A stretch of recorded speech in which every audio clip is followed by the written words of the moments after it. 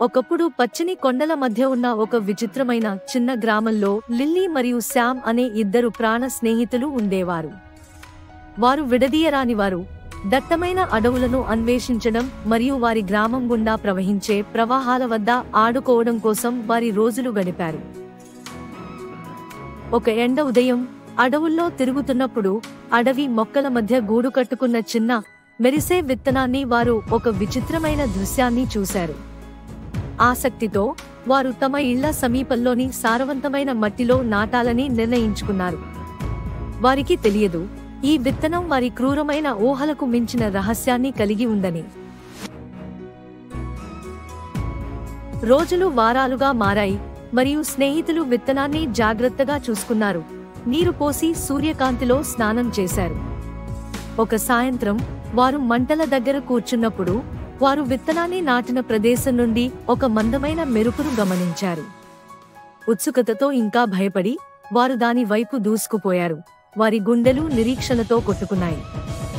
అకస్మాత్తుగా మిరుమిట్లు గొలిపే కాంతితో విత్తనం వారు ఇప్పటివరకు చూడని విధంగా ఒక అద్భుతమైన చెట్టుగా మొలకెత్తింది. దాని కొమ్మలు ఆకాశానికి చేరుకున్నాయి. మెరుస్తున్న ఆకులతో అలంకరించబడి మృదువైన గాలిలో నృత్యం చేస్తున్నట్లు అనిపించింది. లిల్లీ మరియు శామ్ చెట్టు అందానికి మంత్రముగ్ధులయ్యారు. కానీ వారి జీవితాలను శాశ్వతంగా మార్చడానికి దాని మాయాజాలం గురించి వారికి తెలియదు. వారు చెట్టును సమీపించేటప్పుడు ఆకులు జ్ఞానం మరియు దయ యొక్క రహస్యాలను గుసగుసలాడుతూ వారి హృదయాలను వెచ్చదనం మరియు కరుణతో నింపే అసాధారణమైనదాన్ని వారు గమనించారు. ఊహించని ఈ బహుమతికి సంతోషించిన లిల్లీ మరియు శామ్ చెట్టును ఎంతో ఆదరిస్తామని, దాని మాయాజాలాన్ని దోచుకోవడానికి ప్రయత్నించే వారి నుండి కాపాడతామని ప్రమాణం చేశారు.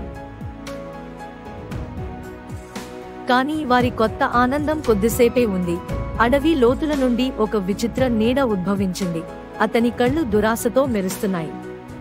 మాంత్రిక చెట్టు గురించి పుకార్లు విన్న గ్రామ మేయర్ అతని అధికారాన్ని తనకు తానుగా చెప్పుకోవాలని ప్రయత్నించాడు. వెక్కిలి నవ్వుతో మేయర్ లిల్లీ మరియు శామ్ చెట్టును తనకు అప్పగించాలని కోరాడు. బదులుగా వారి క్రూరమైన కలలకు మించిన సంపదను ఇస్తానని వాగ్దానం చేశాడు. కానీ నిజమైన సంపద భౌతిక ఆస్తులలో కాదు, స్నేహం మరియు హృదయ మాయాజాలంలో ఉందని స్నేహితులకు తెలుసు.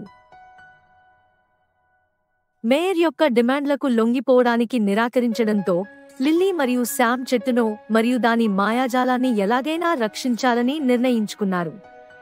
ఆవేశంతో మేయర్ చెట్టును బలవంతంగా స్వాధీనం చేసుకోవడానికి తన సేవకులను పిలిచాడు. కానీ వారు సమీపించగానే ఒక అద్భుతం జరిగింది. చెట్టు తన ప్రకాశవంతమైన ఆలింగనంలో లిల్లీ మరియు శామ్లను చుట్టుముట్టే ఒక అతీంద్రియ కాంతితో ప్రకాశించడం ప్రారంభించింది. బలమైన గర్జనతో చెట్టు కొమ్మలు జీవం పోసుకుని మేయర్ని మరియు అతని సేవకులను తిప్పికొట్టి ఒక బలమైన అండగా పెనవేసుకున్నాయి. ఓటమి మరియు వినయంతో మేయర్ మరియు వారి సేవకులు తిరిగి వెళ్లిపోయారు.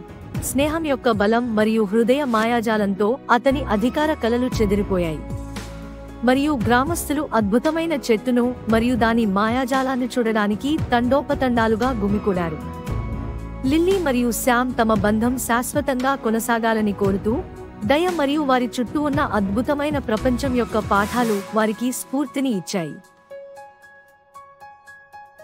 కాబట్టి ప్రియమైన మిత్రులారా, నిజమైన మాయాజాలం మంత్రాలలో కాదని గుర్తుంచుకోండి. కానీ మనం పంచుకునే ప్రేమ మరియు మనం ఒకరి పట్ల మరొకరు చూపించే దయ మన జీవితాన్ని ఒకదానితో ఒకటి నిజంగా మాయాజాలం చేస్తుంది. ప్రియమైన మిత్రులారా, మరిన్ని విలువైన మరియు అద్భుతమైన కథలను మిస్ అవ్వకుండా ఉండడానికి కోసం ప్లీజ్ నా ఛానల్ని సబ్స్క్రైబ్ చేసుకోండి. మళ్ళీ మనం వేరే వీడియోలో కలుద్దాం. అప్పటి వరకు సెలవు.